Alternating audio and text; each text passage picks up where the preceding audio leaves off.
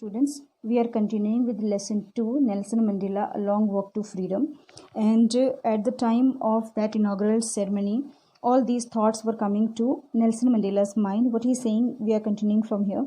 The policy of apartheid created a deep and lasting wound in my country and my people. It means the policy of apartheid, I already told you, this is the discrimination on the basis of the color of the skin.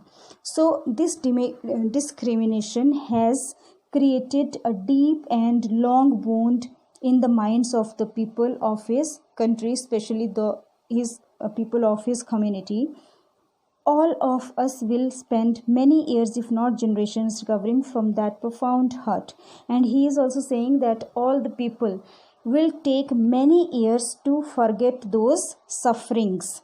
But the decades of oppression and brutality had another unintended effect. But he is saying that these decades of oppression, the oppression which they tolerate, oppression and brutal behavior, inhuman behavior, it has also another unintended effect, and that was that it produced the Oliver Thambos, the Walter Sisles, the Chief Luthless, and Yusuf Dados and Prem Fishers, the Robert Sukius of our time. He has mentioned these names. These were the people, those who have played an important role in this struggle against apartheid. So this apartheid, even it has tortured the people, but due to this, these people were also produced, and they were men of such extraordinary courage, wisdom, and generosity that their like may never be known again. So these people, they were so courageous, intelligent, and generous that people like them will be rarely there again. So perhaps it requires such depth of oppression to create such heights of character. Maybe to gain this type of character, we need to face this type of oppression also. So only those people, those who face this type of oppression, they can have this character, they can have the courage, intelligence, and generosity to face those problems. My country is rich in the minerals and gems that lie beneath its soil, but I have always known that its greatest wealth is its people, finer and truer than the purest diamonds. Now, Nelson Mandela is saying, my country is rich in minerals and gems that lie beneath its soil. That South African soil, it is rich, or land is rich in producing rich minerals and gems, but I have always known that its greatest wealth, what he thinks that greatest wealth of a country is its people. They should be fine and true than if they are fine and true, then they are the purest of diamonds. It is from these comrades in the struggle that I learned the meaning of courage. Now, comrades, the people, the names which he has given earlier, these people, these comrades, companions, from them he learned the meaning of courage. Time and again, I have seen men and women risk and give their lives for an idea. So he is saying, time and again, he has seen the people sacrificing their lives for an idea, for a motive. I have seen men stand up to attacks and torture without breaking.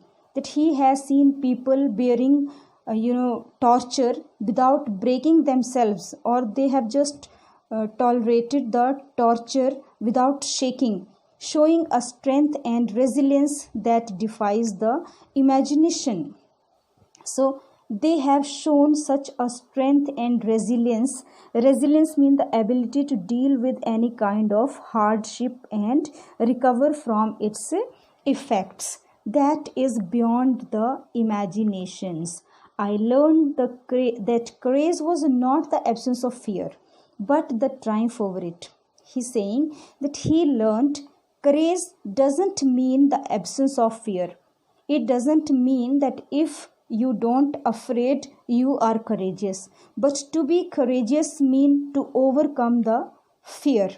The brave man is not he who does not feel afraid, but he who conquers that fear. So a brave man is not who, or a, a brave man doesn't mean one who does not feel afraid, but a brave person, a brave man is who conquers, who wins that fear, who overcomes that fear. So no one is born hating another person because of the color of his skin or his background or his religion. So there is no person who hates another person because of his color, skin and background or religion. People must learn to hate. They should have learned it, and if they can learn to hate, they can be taught to love. If people they learn to hate, then they can also be taught to love. If they are learning hate, they can learn love also, for because love comes more naturally to the human heart than its opposite mean hate. So love comes more naturally to the human heart than hate.